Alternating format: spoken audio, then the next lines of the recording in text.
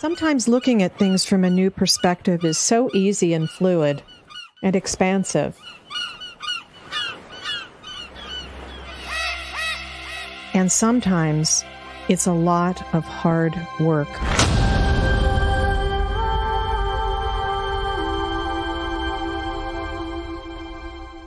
Very interesting for me personally to recognize that this is spiritual warfare and really sorcery.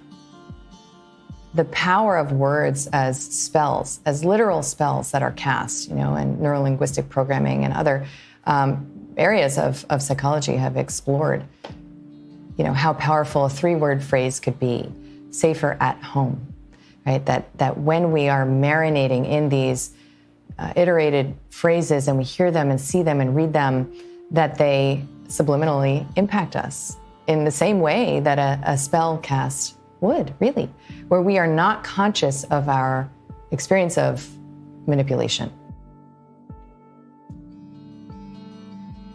In this current state that we're in, there is a great effort to provoke a fear response in the population.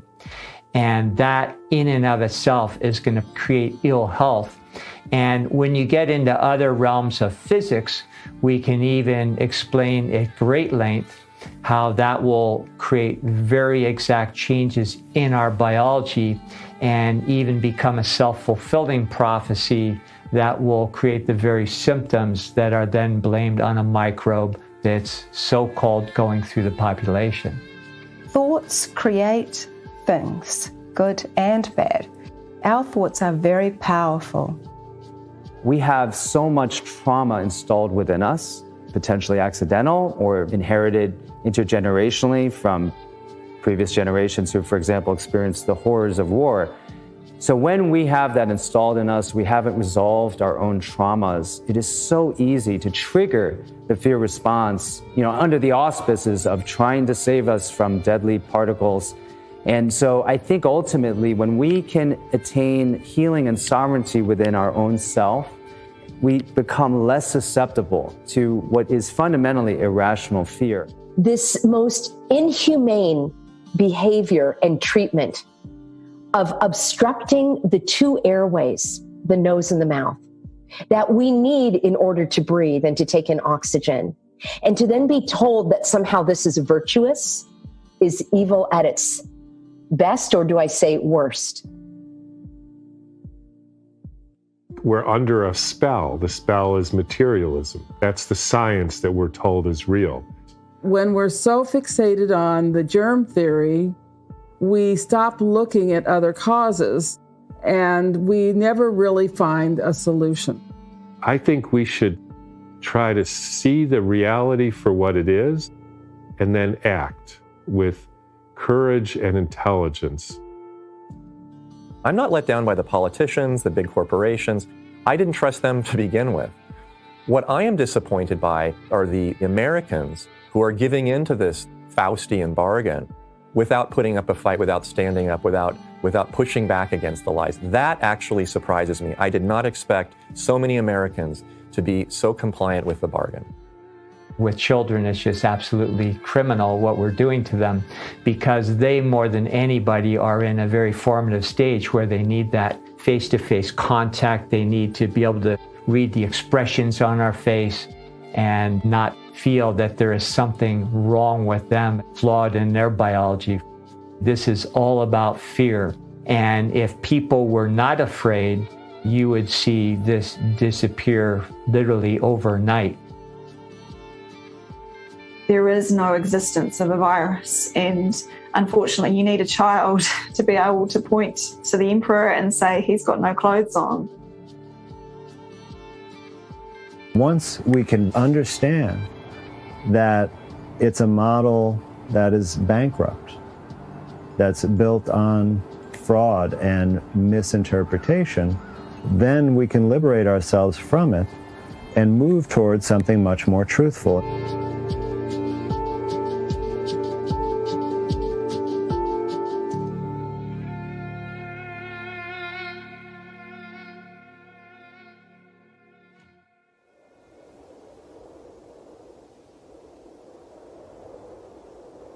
Hey, Jason, I could really use your help with a little narration and discussion along this journey.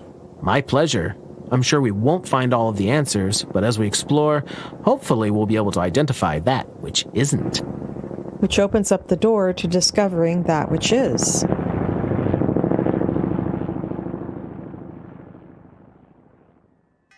If you're serious about trying to get to the truth, you have to always keep digging down to the next layer, and eventually you're going to get to that model itself.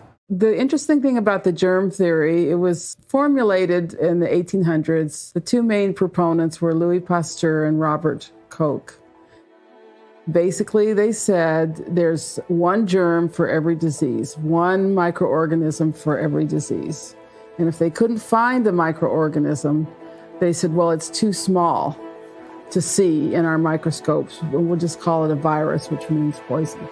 If most illnesses really are due to poison, and virus actually means poison, then it's a truthful word. However, that's not how it's described by any medical or scientific textbook.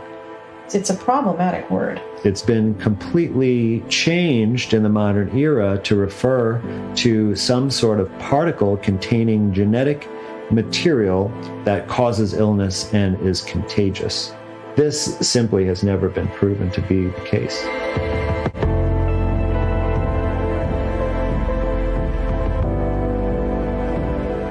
They could never prove that plain old bacteria could make a person sick. They could find the bacteria, in sick people, but they couldn't make well people sick by exposing them to this bacteria. The Public Health Service did a big study to try to prove that the Spanish flu was contagious, and they completely failed. They could not make well people sick by exposing them to sick people.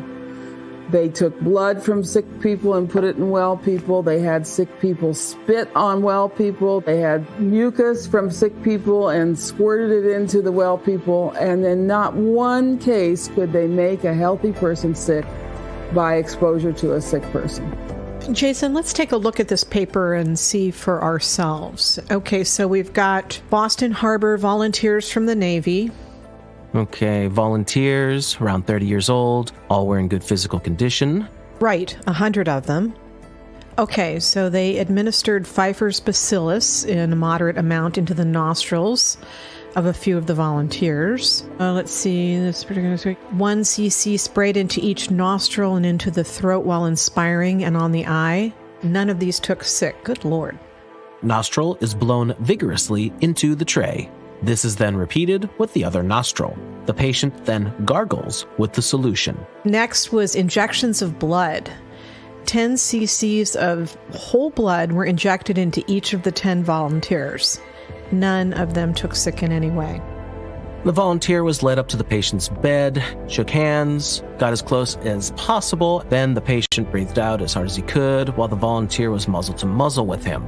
Received the expired breath and at the same time was breathing in as the patient was breathing out. After they'd done this 5 times, the patient coughed directly into the face of the volunteer, face to face, 5 different times. None of them took sick in any way. Well, it certainly wasn't from lack of trying. We can say categorically that the Spanish flu was not contagious. Filtered secretions.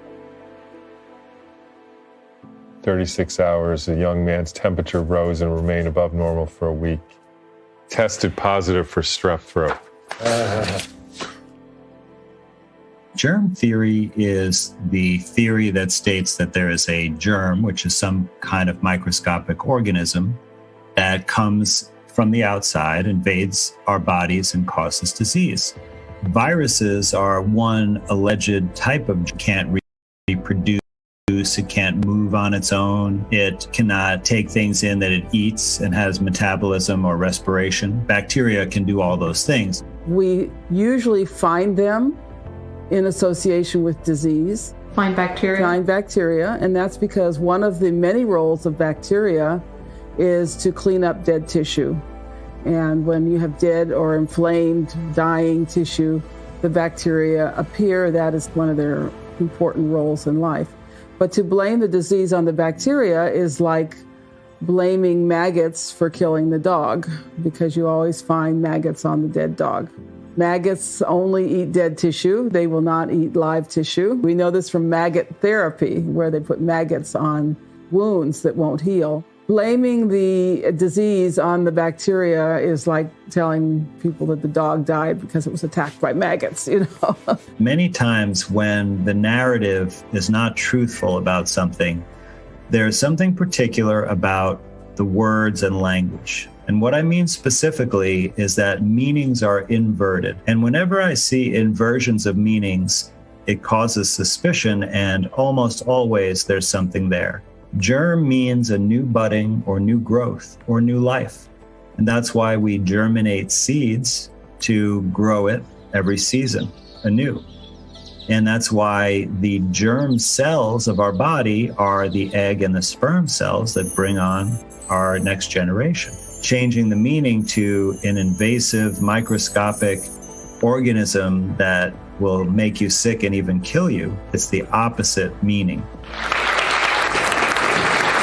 Many times we're actually asked to prove that the virus doesn't exist. But in actuality, it's the other way around, okay? Because we didn't make a claim that a virus exists or make any other claims, really. But there has been a claim made, and in fact, it's changing the entire world. So it's a very, very serious claim, and it needs to be backed up by very serious and convincing evidence. Just to put this in perspective, whenever I'm in the audience and somebody asks me to raise my hand, I never raise my hand. No matter whether I agree or not, I just, on principle, don't. But don't, please, don't do that.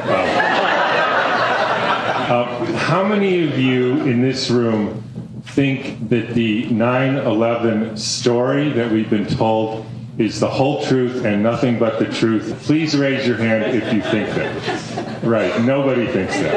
I believe in science. Okay. That's sort of what I thought. But nobody looks into it.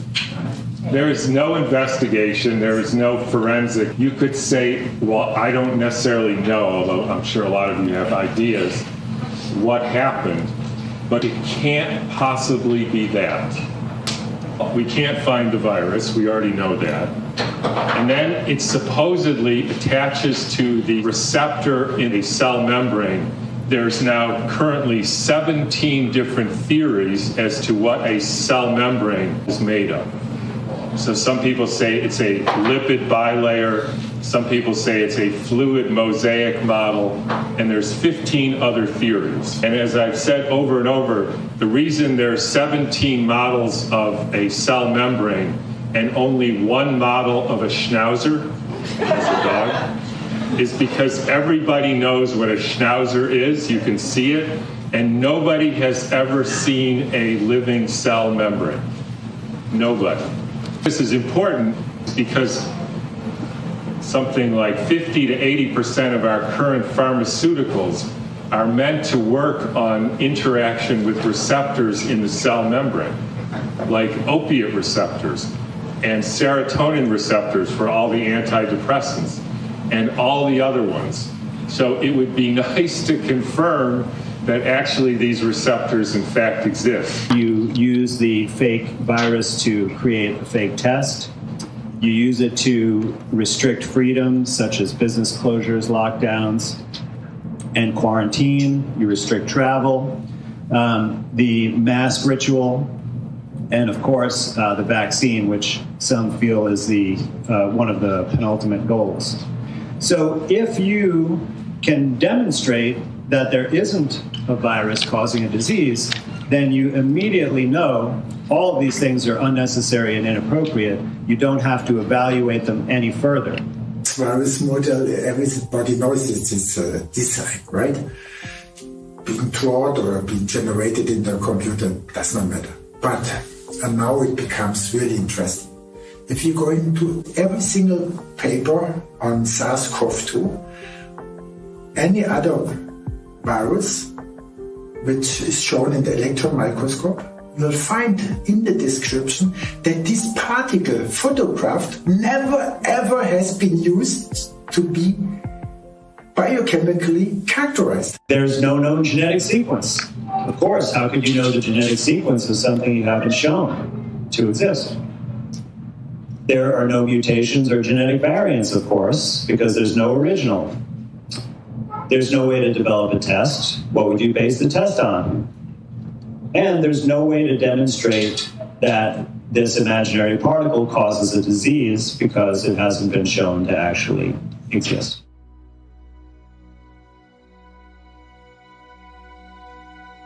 The word isolation says clearly you isolated something out of its environment, out of other matter. So, like when a child is going to the bank, with his pick where the money is all in, and then it's opened, and then you separate the coins from chewing gums or other things, and then you check, there are really coins, So you have isolated a dollar or a euro, right? And here we go. The technique of isolating a virus from a fluid has been around for 70 years. And then showing with pictures and electron microscope that that's all I have. Even though electron microscopes create artifacts and maybe that's not what it actually looks like, at least we know this is isolated, purified virus. Then you could study it, characterize it, see what it's made of, expose an animal to it, and document that the animal gets sick in the same way, not by injecting it into its eyeball as they did with TB, injecting it into their abdomen, which is not how diseases get transmitted in normal life, but by exposing people in the way that you think the disease is transmitted. And the fact of the matter is that was never done with HIV and AIDS.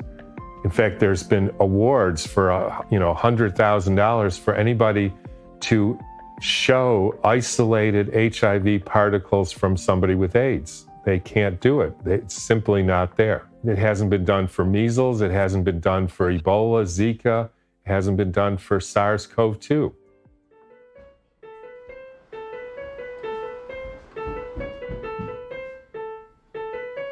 In the following 6 published papers, Andy examines their body of work and finds that their conclusions contradict the claims made in the titles and/or the introductions. The Kim paper has something really problematic, and this doesn't come from the conclusion, it comes from the introduction section.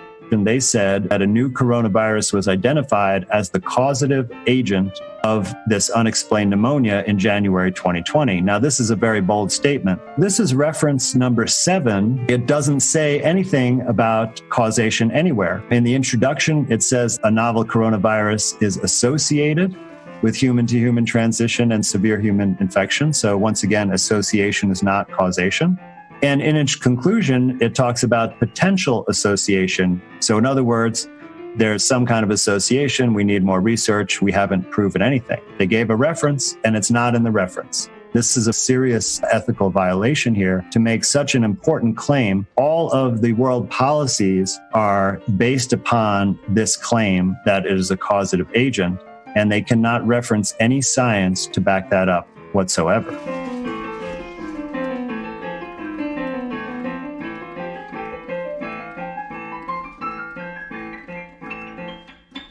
And rumors and lies placed COVID-19 as the cause of a pandemic with no proof whatsoever. Do doctors read these papers? Well, doctors in general don't read any papers, and many of them actually don't know how to read a paper. The important point is that the way the system sets you up to be a doctor is that the only way to make a living for almost all doctors is to see large volumes of patients really, really quickly. Some doctors even see one patient every 6 minutes, so they can have 10 in an hour. Now, if you're this busy trying to just make a living, when are you going to have the time to sit down and read an article? So what usually happens is that there are services for doctors, like, for example, Medscape, which curates articles. Of course, they choose which ones to curate. And they put little blurbs, like basically the title in one sentence. And they're pretty much just summarizing the conclusions. So the doctors see this, and then they assume that what is stated in the title of the article or in these short bullet points is actually valid. Whereas if they would read the papers, they would find that that's not the case at all. Now, if you say, why don't you just show me the teeming particles in the lung fluid of the sick person, they say things like, well, there's not enough virus to find in the lung fluid, which then begs the question of, if there's not enough virus to find, what makes you think it's going to kill us all? They say that this is a wrong way of thinking because viruses are only intracellular pathogens, meaning you obviously, silly Tom, can't find loose viruses, free viruses, because they're all only inside the cell, and so you could only find them by looking at cells. It has to get free in order to be transmissible. That's what they say. The classic techniques used to purify so-called viruses associated with microorganisms is generally done with what's called a density gradient ultracentrifugation. And that's when you just put different sugar solutions in a test tube with the more dense ones at the bottom of the tube, and you add your sample, and it spins around really fast and separates things by their density. So all the viral particles of the same variety will have the same density, and they'll form a very tight band in your test tube, and you'll be able to extract that in its purified state. This is isolation. You separate it from everything else. But they don't.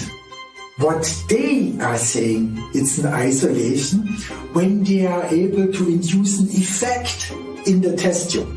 Induce an effect in the test tube. The so-called virus isolation experiments are the experiments that are used to prove the existence of all pathogenic viruses. Hey man, look at the dead cell fragments I created by starving and poisoning the cells in the culture. Let's call them viruses and say that they were created by a virus that hijacked the cells. And we'll call this virus isolation. It's a process of decay. What we are thinking, we are studying life with our cell cultures, is a process of decay of time. So what exactly is a tissue culture? A tissue culture is a way to grow cells artificially in a laboratory. What kind of tissue do they use? Well, they use a variety of different cells, but the most common are what's called vero cells, which are the kidney cells from a monkey. So the vero cells are more or less taking place for the healthy human cells, right? Yes, they would be like mimicking tissue that would be infected by the virus. Isn't it interesting that they say that this virus infects the lungs of humans? So why wouldn't they use lung cells from humans? They did use lung cancer cells in one experiment, but those were cancerous cells. So then they add antibiotics, gentamicin to be specific? Now, this is interesting because the justification is that it will prevent bacterial contamination of the experiment. However, bacteria are much, much larger and can easily be separated by simply putting the sample through a filter. The antibiotics are toxic to cells, just like they're toxic to microorganisms.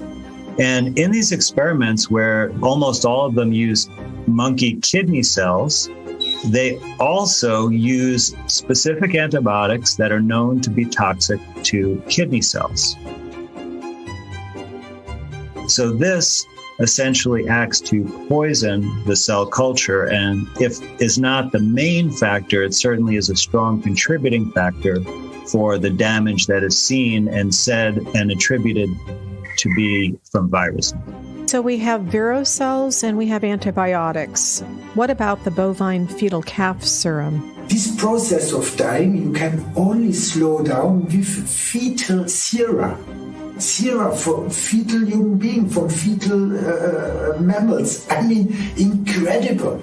Only then the decay is slowed down. And only with this they can do their cell culture work. Without those fetal sera, they would immediately go into decay.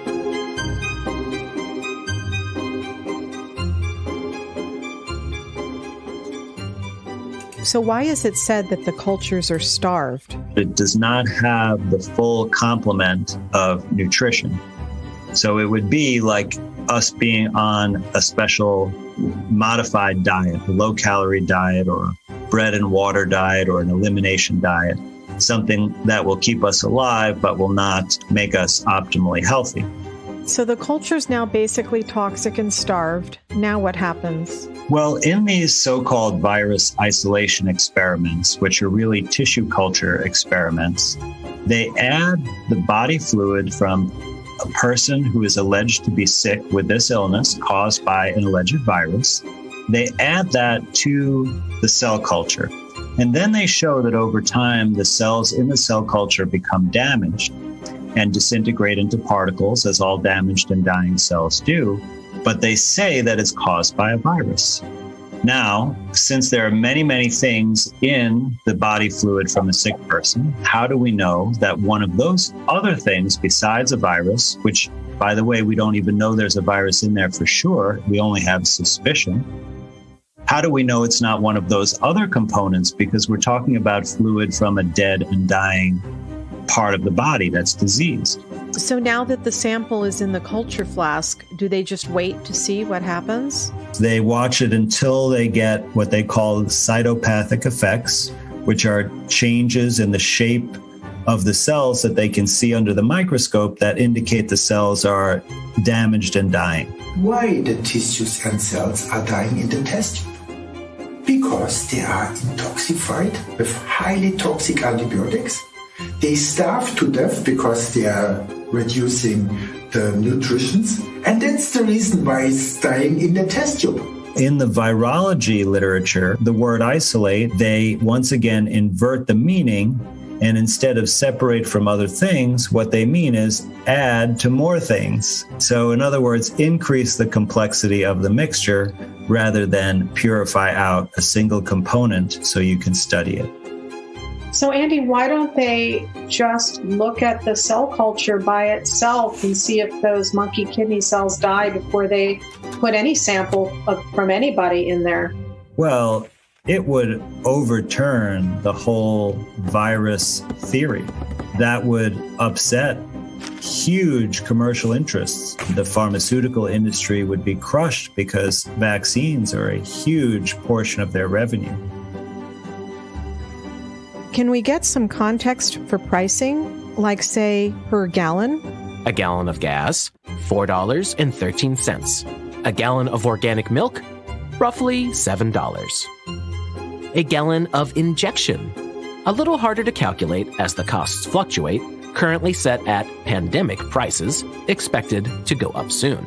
Currently, a gallon costs around $100,000. Where the price will settle is an unknown. So Pfizer's CFO Frank D'Amelio openly states that the average vaccine costs between $150 to $175 per dose.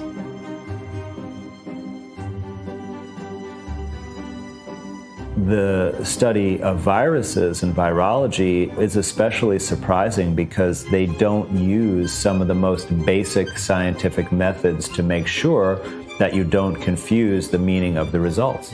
For example, they don't use control experiments.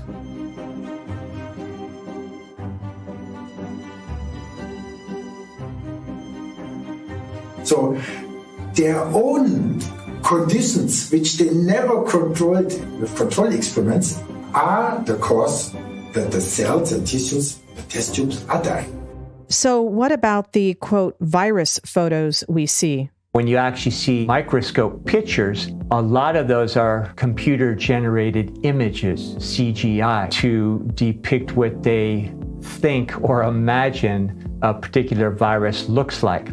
Now, when you actually see real photographs under the microscope, very often what you're looking at is cell debris, particles of cells that are broken down, damaged, or in some different phase of activity that is actually being used by the body for certain purposes.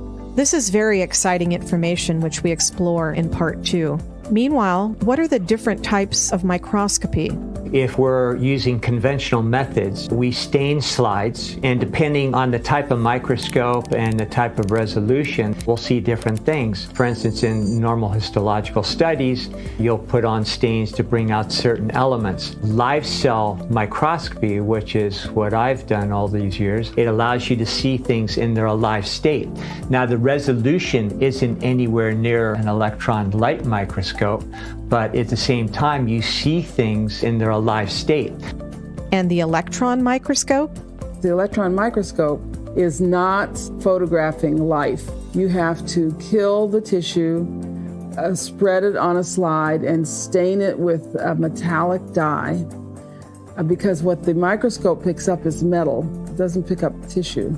Here's how you get an electron microscope picking some living tissue, and then you macerate it like in a blender, and then you freeze it to 150 degrees, and then you stain it with heavy metal stains, and then you put enzymes in it, and then you shoot it with an electron beam which evaporates everything, and then you see a two-dimensional picture.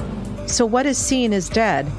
That seems significant. In a living body, whether it's an animal or a human, there are a myriad of feedback systems that are all working congruously with each other, including a very elaborate communication system with the external environment that's keeping that homeostatic mechanism going the entire time.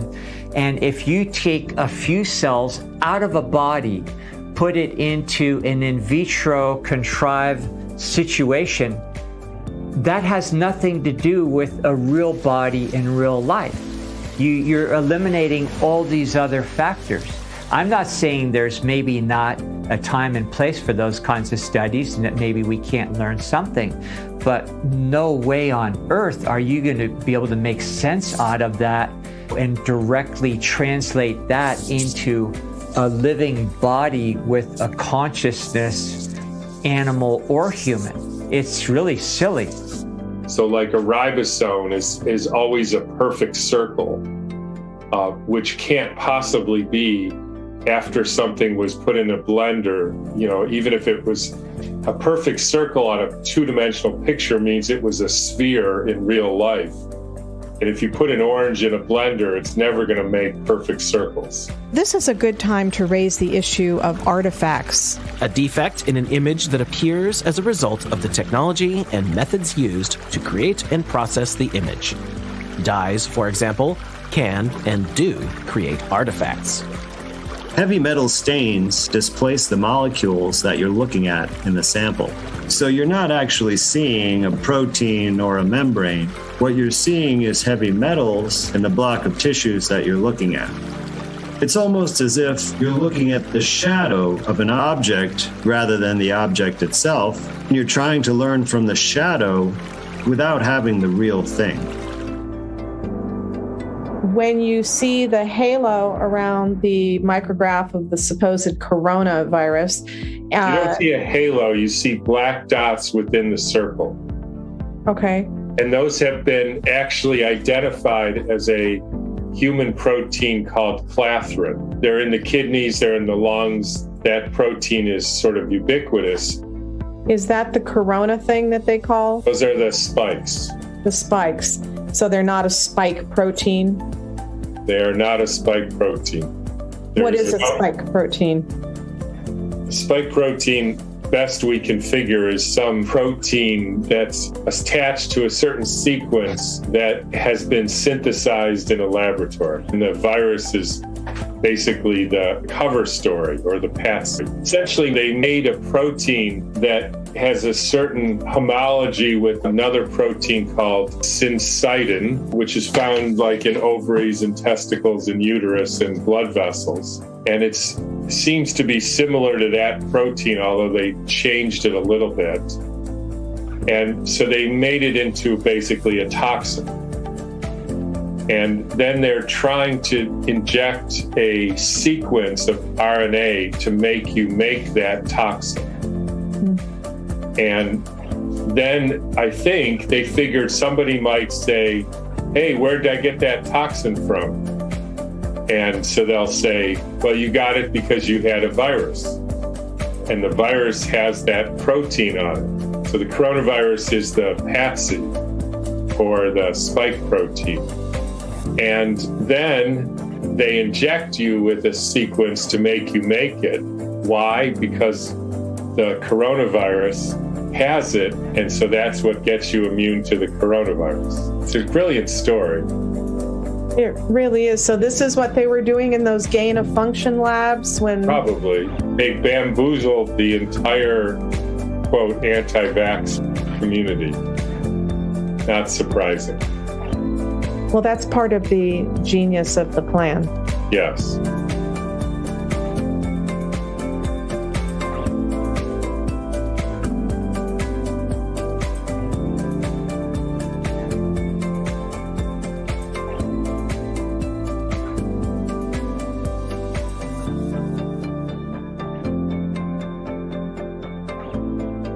Nobody should think these people are stupid.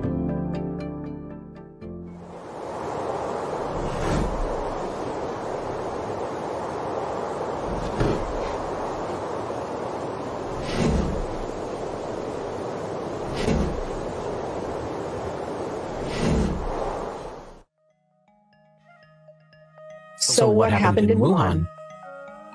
What they did was they took fluid from people who were sick, a very, very small number of patients, like 1, 2, 3, 4. These people had some kind of atypical pneumonia.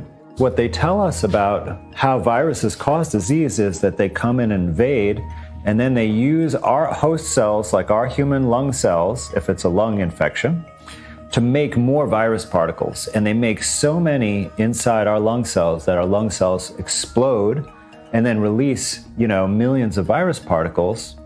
And all of those spread to other lung cells and cause the same thing.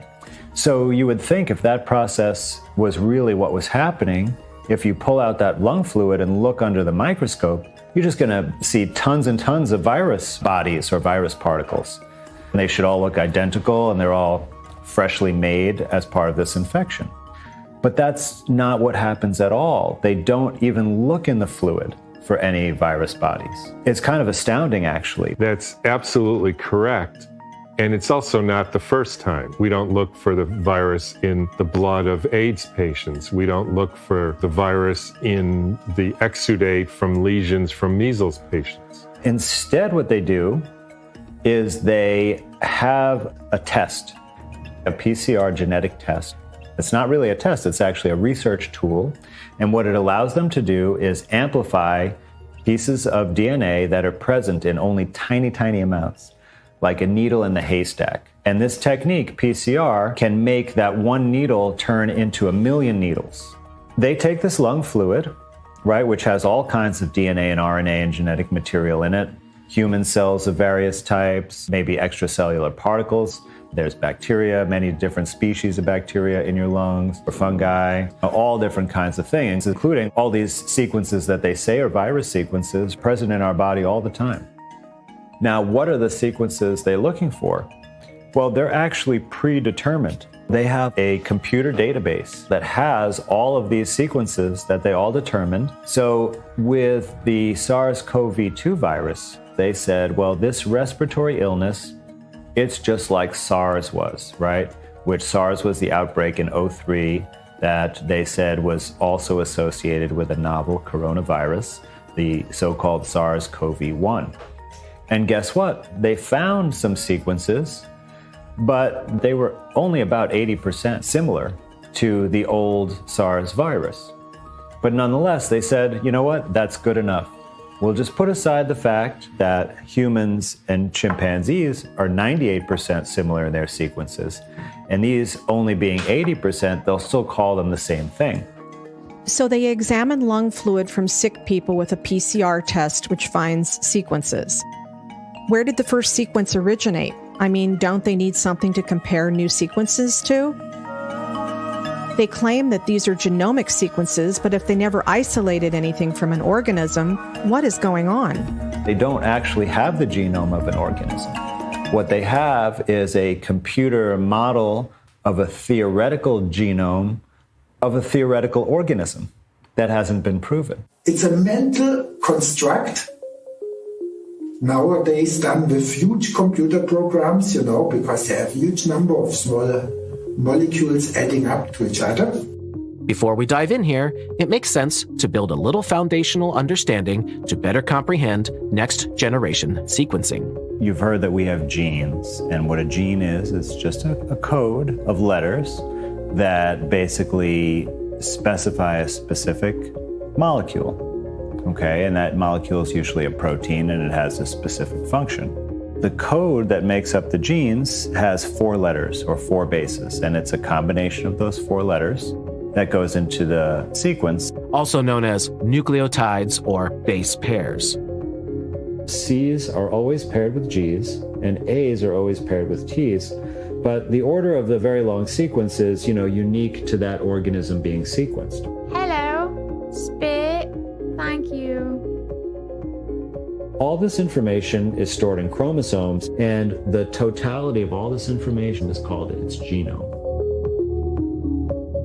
According to modern science, the human genome is so long that if unraveled would go to the moon and back 150,000 times. For this so-called viral genome, they didn't start with one long strand because this organism was never shown separately. They never took the genetic material out of the body of it and sequenced it from one long strand. They started with 20,000 little short strands that could be from a new organism, or could be from the human cells, or could be the bacteria, or could be this, or could be that, or could be the other thing. They never ever find a whole piece, what could be even a gene. They find much shorter pieces in their decaying tissues.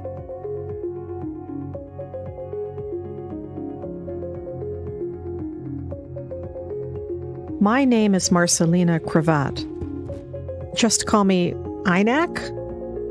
And then from the sequences of a huge amount of smaller pieces, they are going to make an alignment and add them up. How the heck are you going to put those into one long strand? So this is where the magic comes in that really creates the fraud. They're using computer modeling software. It puts all these 20,000 sequences in and tries to basically create a jigsaw puzzle that is complete out of it. Some of these 20,000 little sequences match up, like the end of one matches the end of the other, and you can put them together.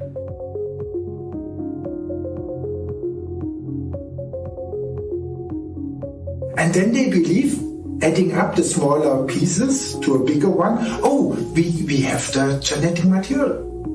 But it's not there. The sequence they are using for the alignment itself never originated out of a virus. It's also a mental product. They created over 3 million possible genomes. And then they just picked the longest one, and then they compared it to a bat SARS-like coronavirus, which was also sequenced by the same procedure. And they said it was about 80% similar, so that means it must be the real thing. And then they used that bat coronavirus as a template to take things out, put them in, rearrange things from the strand that they got from the computer program. And once they made it look like the bat virus, they said, here it is. There is the in silico genome, or computer-generated theoretical genome. Do these pieces align perfectly? What do they do if there are gaps? Well, essentially, they just fill it in with sequences that they get from a computer database, from some other experiment. In reality, they construct something which is not there. It's a pure mental product without any base in reality. So, Jason, does your family have a secret family recipe? Of course, every family's got a secret family recipe. Well, ours is chocolate cake. Yum, are you sharing? Yes, of course. Hold on, we'll put them together. Combine every weathered crack and bony flake. Keep in pot over heat and add toasted teddy bears, and elegant show horse separate after the floodwaters recede. Decide to fold in most of the other characters and ideas. As expected, serves 10. Delicious. Quite a recipe. But, this simple analogy actually is quite accurate. It's not, perfect because there are more letters in the alphabet than there are in the genetic code, but it's really a strong analogy, not far off from the truth at all. This theoretical genome that was constructed actually is the process for virtually all viral genomes. They never start with actually a known organism. Like, for example, when they developed the PCR test for COVID, they actually didn't even use a sequence from the COVID virus. They went back and used a sequence from SARS-CoV-1 or the SARS outbreak in 2003. It was Drosten, of course, who picked out a sequence from there and just said, well, whatever's happening now has got to be just like that. So we'll just use that. And it was never even modified after that. So what we have here is a real mess of theoretical computer-generated junk. If they could find this virus in you at all, and with PCR, if you do it well, you can find almost anything in anybody. It starts making you believe in the sort of Buddhist notion that everything is contained in everything else, right? I mean, because if you can amplify one single molecule up to something that you can really measure, which PCR can do, then there's just very few molecules that you don't have at least one single one of them in your body, okay? The PCR test is being used as a tool to propagate fear in the population, where they can get as many cases via the number of tests that are done, and people are fearful that they are going to be affected by COVID-19. The PCR can amplify specific target genetic sequences very well, but unfortunately, many people forget that this is all that it does. It doesn't prove the existence of an alleged organism, and it certainly doesn't tell you if you are infected with something. A PCR procedure, and I'm not even going to call it a test, is a way to amplify genetic material. Now, when this is falsely applied as a diagnostic test, you can easily manipulate different parts of the procedure to get a different outcome. So, for example, if you want to create more positive results, you can adjust these parameters one direction. And if you want to get less or fewer positive results, you can adjust it the other direction. They're looking for a particular sequence from what they've done already with the genomic sequencing. If you went in and looked for any sequence, they would potentially find it. They'd find some similar sequence. So that's why it's very manipulable. There's a principle in science. If you look specifically for something, you're likely to find it. Whereas if you just observe what's happening, you're much more likely to see the actual reality and truth. If there was a new test for diabetes and we were suddenly exposed to it and everyone was getting tested, we would be terrified of diabetes, and possibly we should be, because type 2 diabetes is a much more serious condition. So say, for example, instead of strokes, now there was a new virus that was causing a condition just like strokes that was called virus X, and we were testing for it all the time. We would be terrified that we're going to catch this virus X and this is going to cause something similar to a stroke. What we saw during this pandemic was essentially a relabeling of the cause of death. And this was brought about principally by the false or invalid PCR test, because that was the main tool used to identify cases. And of course, in the past, having an illness meant you were sick, but now it just means having a PCR test. So if you died of any cause and had a PCR test that was positive, now they would attribute your death to COVID. So we saw, for example, there were 1,000 times fewer deaths from influenza in the first pandemic year compared to the previous year. There were also major reductions in all the other causes of death, like heart disease, cancer, etc. The only areas where there was an increase in numbers was drug overdoses and suicide. Area medical teams say hospitals have not been overwhelmed by COVID-19 cases, but they have been surprised by something else, a sharp rise in suicides. The numbers that we've seen are sort of unprecedented. We've never seen numbers like this in such a short period of time. We've seen a year's worth of suicide attempts in the last 4 weeks. The trauma team here says they are mostly seeing young adults die by suicide. They are worried about the mounting effects of loneliness and job loss as this quarantine continues. The social isolation has a price.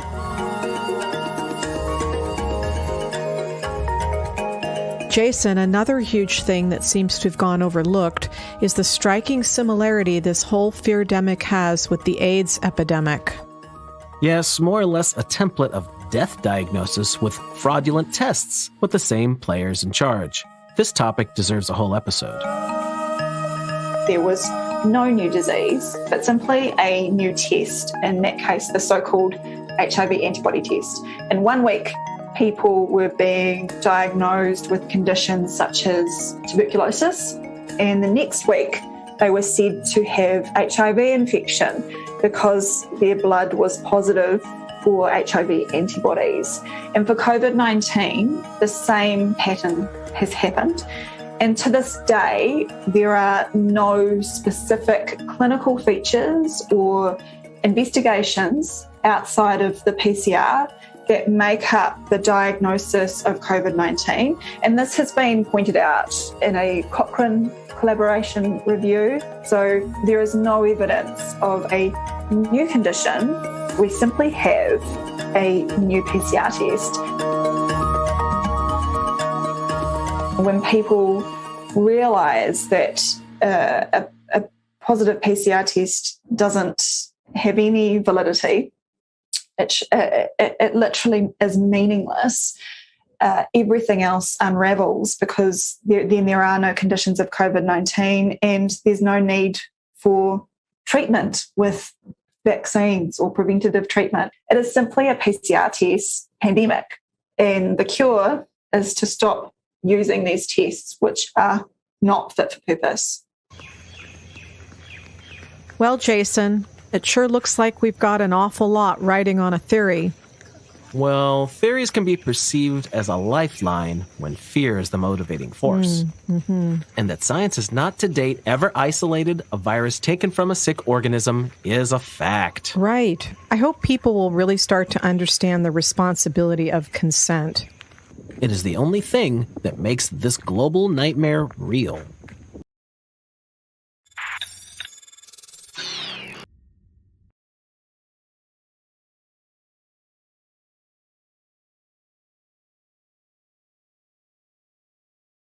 They are doing, they are not aware of anything, and they have no idea what is science. The rules of science is to question everything. And when we question something, they say you are make a conspiracy against the state. And true, it's a conspiracy against the state because this is religion, and this is the only source of the state to have its power demonstrated, right? So this is very interesting how far this is going. When do they stand up? Or we can change it, transform it before a catastrophe into the good. That's why we are sitting here.